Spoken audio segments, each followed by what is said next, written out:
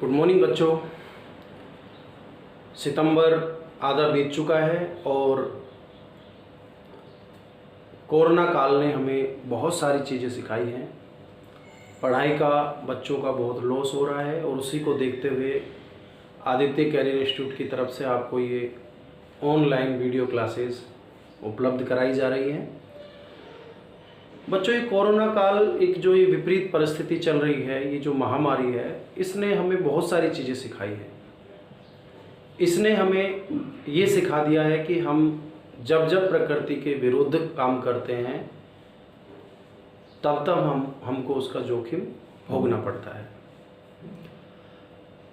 नियम कायदे होते तो हैं कि हम एक सुचारू रूप से काम करें, लेकिन हम अपने मन मर्जी के नियम बनाकर प्रकृति के विपरीत जाने का प्रयास करते हैं। ये इस समय क्यों आपको ये चीज़ बताई जा रही है, क्योंकि ये आपसे भी संबंधित है। प्रकृति कहती है कि सूर्य जब उगता है उस समय सूर्य के पास असीम ऊर्जा निकलती है और वो ऊर्जा जीवों को ऊर्जा प्रदान करने के लिए, कार्य करने के लिए बहुत ज़्यादा महत्वपूर्ण होती है। इसका मतलब क्या हुआ कि हमें खुद पहले जागकर और सूर्य के जागने का इंतज़ार करना चाहिए, या फिर मैं कहूँ कि हमें सूर्य को जगाना चाहिए। लेकिन होता क्या है, इसका विपरीत होता है। सूर्य हमको जगाता है, 8 बज के खड़े हो जाओ, 9 बज के खड़े हो जाओ, लेकिन हम तो वो सूर्य की जो असीम ऊर्जा जो हमें मिलनी चाहिए, हम उससे विमुख हो जाते हैं। तो बच्चों, ऐसे ही बहुत सारी चीज़ें हैं हमारे जीवन में। अगर हम उनको नियम कायदों से चलेंगे तो हम बहुत सारी नई नई चीज़ें सीखेंगे। फिलहाल जो हमारा लेसन चल रहा है, लेसन नंबर 5 है पुष्पी पादपों की आकारिकी, और इसमें बच्चों हमने तने के रूपांतरण पढ़ लिए थे।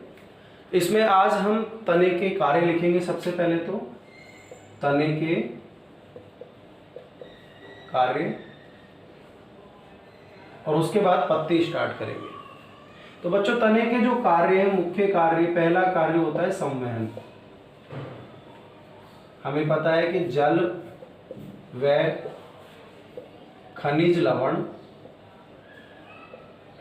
जो कि जड़ों द्वारा अवशोषित किए गए थे, उनका तथा भोजन का संवहन, यानी कि पत्तियों से भोजन को जड़ों तक पहुंचाना और जड़ों से जल खनिज लवण को पत्तियों तक पहुंचाना, ये कार्य होता है तने का। संवहन का कार्य करता है। दूसरा, संचय का कार्य करता है। हमने रूपांतरण में देखा कि तना भोजन संचित करके फूल जाता है, आलू में, अदरक में, अरबी में, तो ये भोजन का संचय करता है, भोज्य पदार्थों का संचय। इसके अलावा बच्चों, हमने देखा कि तना जो है वो पर्ण के समान संरचना में बदलकर प्रकाश संश्लेषण द्वारा भोजन का निर्माण भी करता है। तना कायिक जनन के द्वारा नए पौधे का निर्माण भी करता है, रूपांतरित होकर। हमने देखा उसमें ऊपरी भूस्तारी में, अंत्य भूस्तारी में तने से कलिकाएं निकलती हैं और नया पौधा तैयार हो जाता है। तना कांटों में बदलकर पौधे को सुरक्षा भी प्रदान करता है। तना प्रतान में या तंतु में बदलकर पौधे को आरोहण में भी सहायता प्रदान कर रहा है। इसके अलावा तना विभिन्न संरचनाओं जैसे पत्ती, शाखा, पुष्प, फल आदि को अपने ऊपर धारण किए हुए होता है। इसका मतलब बच्चों, तने के कार्य बहुत सारे हो जाते हैं। ये पत्ती, शाखाओं, पुष्प, फलों को धारण करता है। पौधे को ऊपर, जो बेल वाले पौधे होते हैं उनको ऊपर चढ़ने में, आरोहण में सहायता करता है, सुरक्षा प्रदान कर रहा है, कायिक जनन से नया पौधा बना रहा है, प्रकाश संश्लेषण से भोजन भी बनाता है, भोज्य पदार्थों का संचय भी करता है और जल व खनिज लवणों का संवहन भी करता है। तो ये तने के कार्य हो जाते हैं बच्चों। तो तने, जड़ और तना, हम 2 भाग इसके कंप्लीट कर चुके हैं पुष्पी पादपों की आकारिकी में। आज हम तीसरा भाग इसका स्टार्ट कर रहे हैं, पत्ती यानी लीफ। बच्चों, पत्ती जो है अगर हम उसकी परिभाषा देना चाहें तो ये चौड़ी चपटी हरे रंग की संरचना है। चौड़ी चपटी में हरे रंग की संरचना है जो तने की पर्व संधि से निकलती है।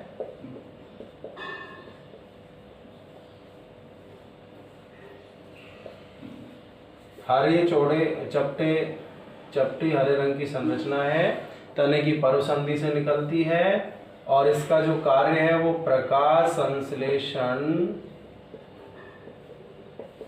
श्वसन, वाष्पोत्सर्जन आदि का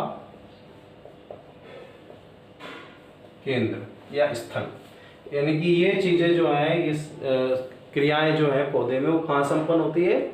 पत्ती पर ही संपन्न होती है। तो ये पत्ती की परिभाषा हो जाती है।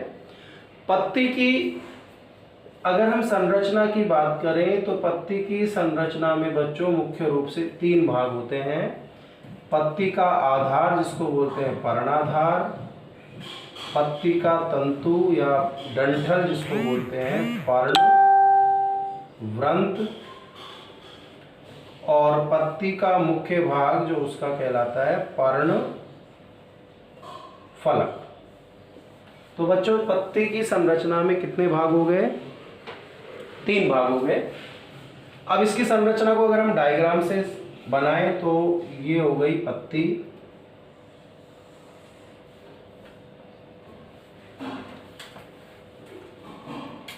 ये पत्ती की संरचना है। इसका ये जो शुरुआत वाला भाग है जिसकी सहायता से ये तने से जुड़ती है, इसको बोलते हैं पर्णाधार। इसका ये डंठल नुमा भाग जो पर्णाधार को पर्णफलक से जोड़ता है, ये है पर्णवृंत। और ये जो पूरा ये जो चौड़ा भाग आपको दिख रहा है,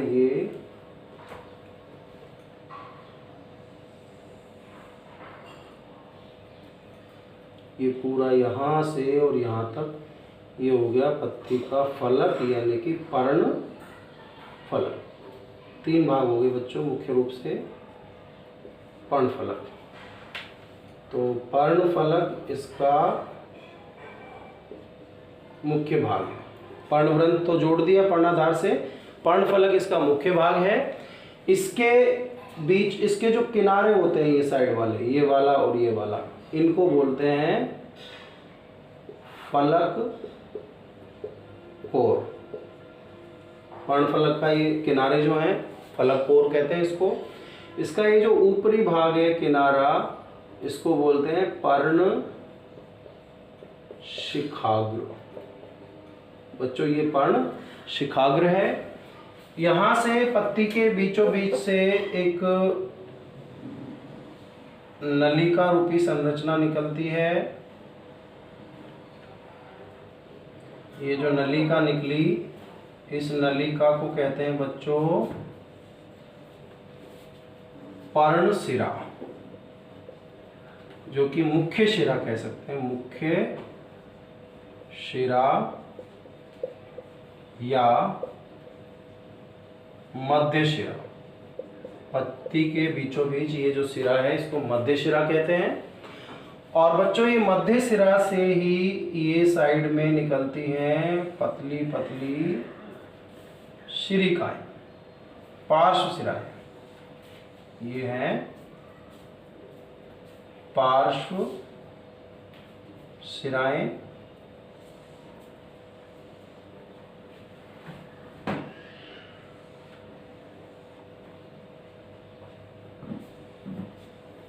ये हो गई पार्श्व शिराएं, पार्श्व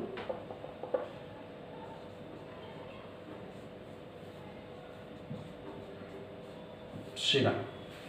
पार्श्व शिराओं से ये बिल्कुल महीन बारीक नलिकाएं निकलकर पूरे पत्ती के फलक पर फैल जाती हैं।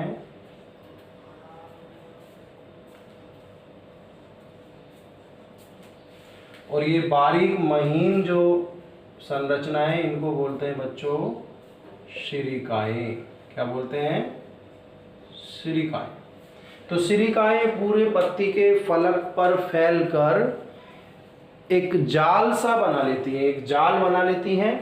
तो ये पत्ती की संरचना में, इसकी संरचना में जो मुख्य भाग हैं वो हमने देखे हैं। 3 भाग होते हैं, पर्णाधार, पर्णवृंत, पर्णफलक।